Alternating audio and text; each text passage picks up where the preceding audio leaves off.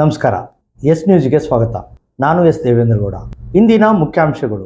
ತಾಳ್ಮೆಯೊಂದು ಇದ್ದರೆ ಎಂಥ ಕಲ್ಲು ಬಂಡೆ ಕೂಡ ಮೂರ್ತಿಯಾಗಬಹುದು ಎಂಬುದಕ್ಕೆ ಡಿಕೆಶಿ ಸಾಕ್ಷಿ.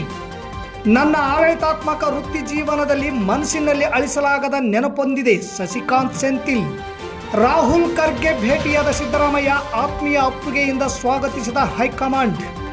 ಮುಖ್ಯಮಂತ್ರಿ ಹುದ್ದೆಯನ್ನು ಸಿದ್ದರಾಮಯ್ಯ ಬಿಟ್ಟುಕೊಟ್ಟಿಲ್ಲ, ಡಿಕೆಶಿ ಕಿತ್ತುಕೊಂಡಿದ್ದು ಆರ್ ಅಶೋಕ್.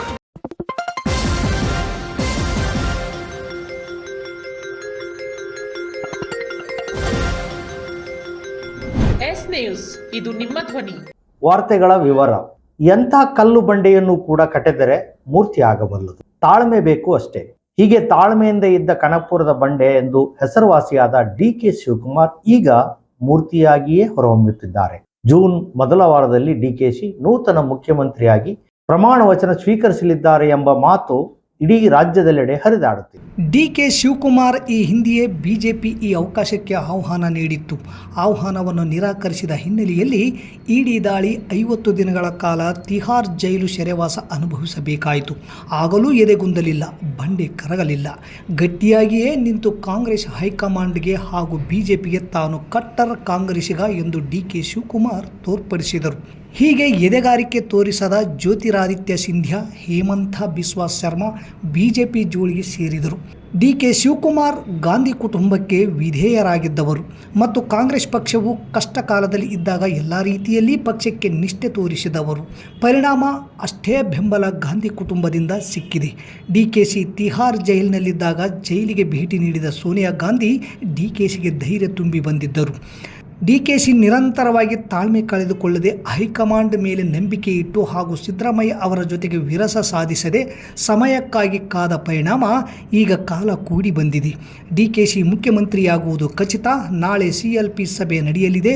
ಅಲ್ಲಿ CLP ನಾಯಕನಾಗಿ ಆಯ್ಕೆಯಾಗಿ ಮುಖ್ಯಮಂತ್ರಿಯಾಗಬೇಕು. ಡಿಕೆಶಿ ಮುಂದಿನ ಮುಖ್ಯಮಂತ್ರಿ ಪಯಣ ಹೂವಿನ ಹಾಸಿಗೆಯಲ್ಲ.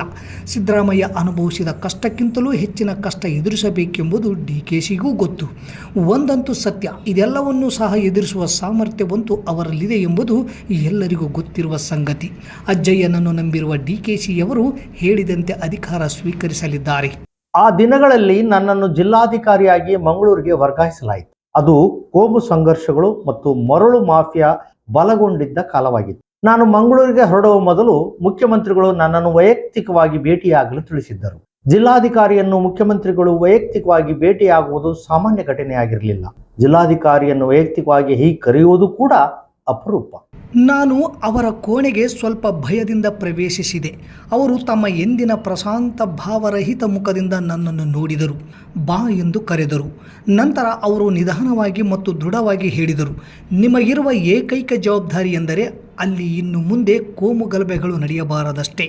ಅಷ್ಟೇ. ಯಾವುದೇ ಪೀಠಿಕೆ ಇಲ್ಲ, ಸುತ್ತಿ ಬಳಸಿದ ವಿವರಣೆಗಳಿಲ್ಲ, ಯಾವುದೇ ರಾಜಕೀಯ ಉದ್ದೇಶಗಳಿಲ್ಲ. ಅದು ನೇರ ನಡೆಯಾಗಿತ್ತೇ ಹೊರತು ನಟನೆಯಾಗಿರಲಿಲ್ಲ. ಒಬ್ಬ ಮುಖ್ಯಮಂತ್ರಿ ಒಬ್ಬ ಯುವ IAS ಅಧಿಕಾರಿಯೊಂದಿಗೆ ಏಕಾಂಗಿಯಾಗಿ ಕುಳಿತು ನಿಜವಾಗಿಯೂ ಮುಖ್ಯವಾದದ್ದನ್ನು ಸ್ಪಷ್ಟವಾಗಿ ಹೇಳಿದ್ದರು.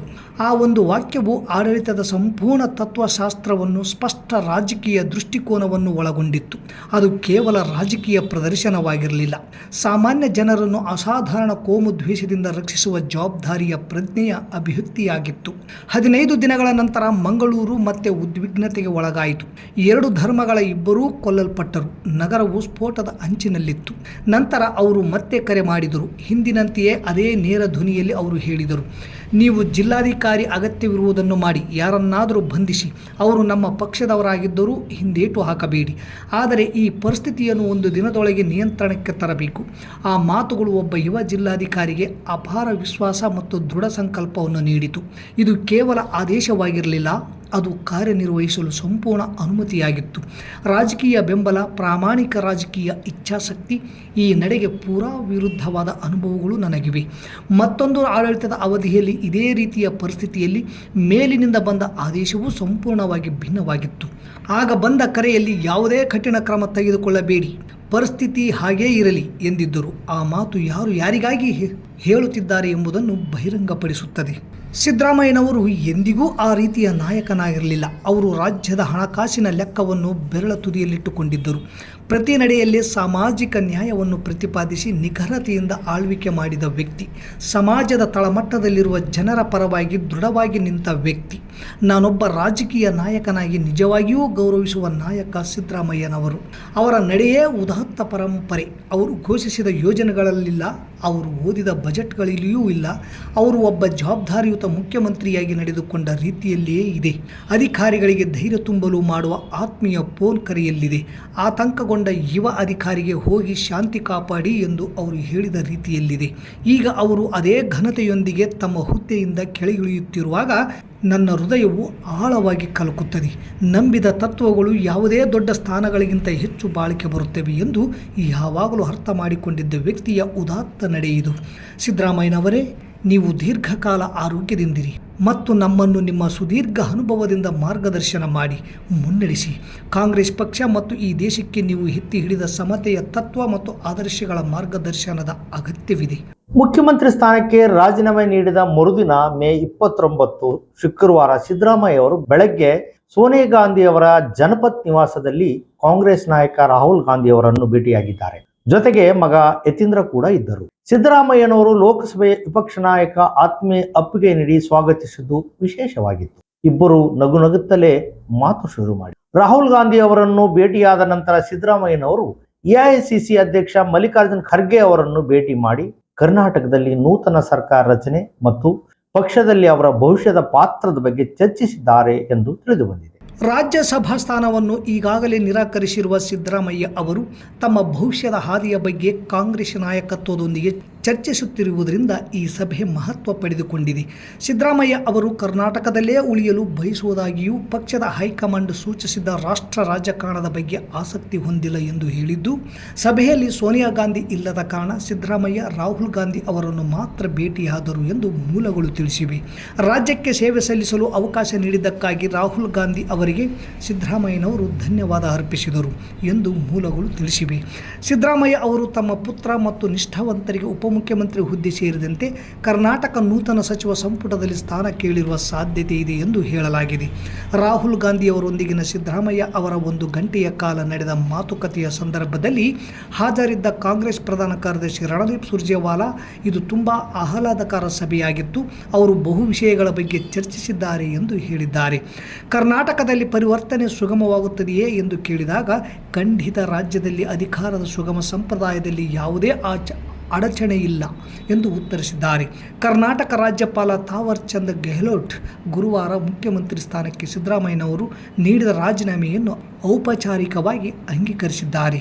ಡಿಕೆ ಶಿವಕುಮಾರ್ ಅವರು ಮುಖ್ಯಮಂತ್ರಿ ಹುದ್ದೆಯನ್ನು ಒದ್ದು ಕಿತ್ತುಕೊಂಡಿರುವುದೇ ವಿನಃ ಸಿದ್ದರಾಮಯ್ಯನವರು ಬಿಟ್ಟುಕೊಟ್ಟಿರುವುದಲ್ಲ ಎಂದು ಕರ್ನಾಟಕ ರಾಜ್ಯ ಸರ್ಕಾರದ ವಿಧಾನಸಭೆಯ ವಿರೋಧ ಪಕ್ಷದ ನಾಯಕ ಆರ್ ಅಶೋಕ್ ಭಟ್ಕಳದಲ್ಲಿ ಆರೋಪ ಮಾಡಿದ್ದಾರೆ. ಭಟ್ಕಳದಲ್ಲಿ ಇಂದು ಪ್ರತಿಭಟನಾ ಕಾರ್ಯಕ್ರಮವೊಂದರಲ್ಲಿ ಆರ್ ಅಶೋಕ್ ಭಾಗವಹಿಸಲು ಆಗಮಿಸಿದ್ದ ವೇಳೆ ಪತ್ರಕರ್ತರೊಂದಿಗೆ ಮಾತನಾಡಿದ ಅವರು, ಕಳೆದ ಹಲವಾರು ತಿಂಗಳುಗಳಿಂದ ಮುಖ್ಯಮಂತ್ರಿ ಹುದ್ದೆಗಾಗಿ ಪ್ರಯತ್ನ ಪಡುತ್ತಲೇ ಇದ್ದು ಏಕಾಏಕಿ ಒದ್ದು ಹುದ್ದೆ ಪಡೆದಿದ್ದಾರೆ ಎಂದರು. ಸಿದ್ದರಾಮಯ್ಯನವರು ಇನ್ನೂ ಸ್ವಲ್ಪ ಕಾಲಾವಕಾಶ ಕೋರುತ್ತಲೇ ಬಂದಿದ್ದಾರೆ.